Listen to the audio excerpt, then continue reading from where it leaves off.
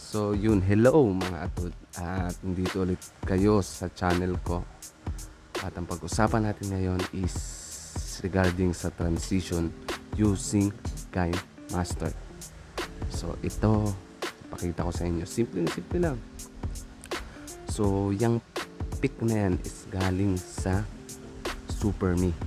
So ang cute niya, di ba? Kaya kung gagawa kayo ng mga logo or sa profile nyo, mas maganda gamitin ng Super Me. Cute, di ba? Makikita nyo lang ako, ganyan din ako ka-cute.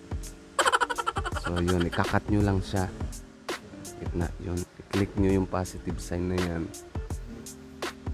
Click nyo yan, may lalabas na transition effects. So pumunta kayo sa 3D transition, nandyan, pinakamaganda. So may duration pa siya. Pili kayo kung ilan ang duration ng yan. Kung gusto nyo matagal-tagal, gusto nyo mabilis. So yan, diba? Okay, so drag natin para makapag-cut tayo ng marami. Subukan natin yung mga transition nila dyan para makita nyo, makapamili kayo kung ano mga transition nyo nandyan. So yan, cut lang natin ulit sa gitna, then click nyo lang ulit yung positive signs, tapos 3D. So pili kayo. Yan, pack glasses. So diba, ganda. So ito pa, ayan, putol ulit sa gitna. Okay, and click lang ulit yung positive sign. Okay, 3D flip. O yan, so yan. Okay, so yun, yan, click nyo lang ulit positive sign. So meron din silang cut. Yan, cut lang lagi. So kung gagawa kayo ng mga intro, gusto nyo lagyan ng transition para mas maganda-ganda yung dating ng intro, so sa Kinemaster mas maganda yung mga transition nila. Mga simple pero ay paano sulit na rin kayo. So yan lang, yan, putol ulit. Yan, let's click nyo lang ulit yung positive sign. So marami kayong pwedeng pagpilihan dyan. Meron pa nga silang subtitle dyan, doon yung lagyan ng subtitle. Yan. So ito, ano tong isang to, strip white. Yan. So yan, parang wala naman nangyayari. Kasi nga, palitan natin, palitan. Yan. Yun. Wala siyang duration. Flip lang talaga siya. Okay. Pero kahit pa paano, pwede na. Ang transition lang naman mga video ang lalagay niyo. Mas maganda siya nalagay. So yan.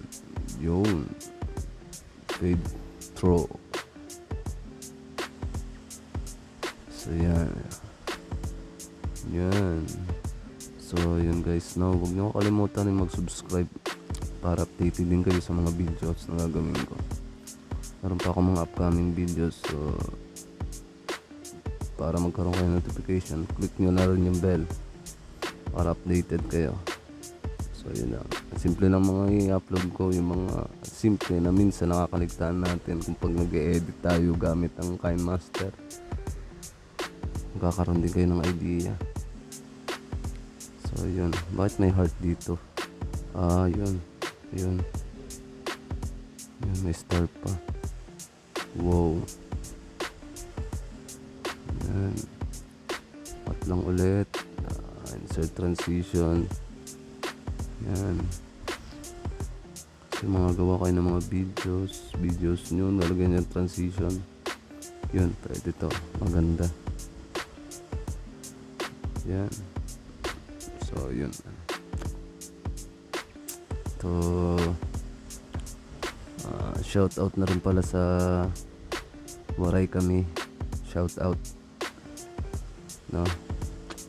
Salamat pala sa comment mo nung nakakaraan na gusto mo magkaroon ng idea kung paano ba itong mga transition, kaya ito ginawa ko to, paano magkaroon ka ng idea para sa mga videos na gagawin mo. So yun, so yung mga gusto pang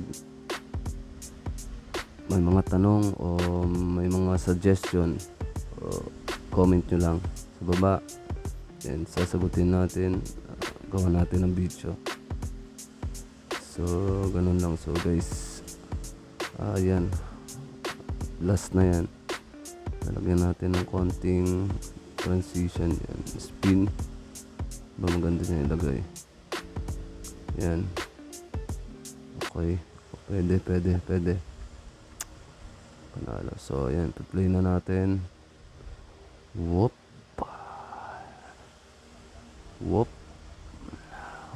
yeah, whoop.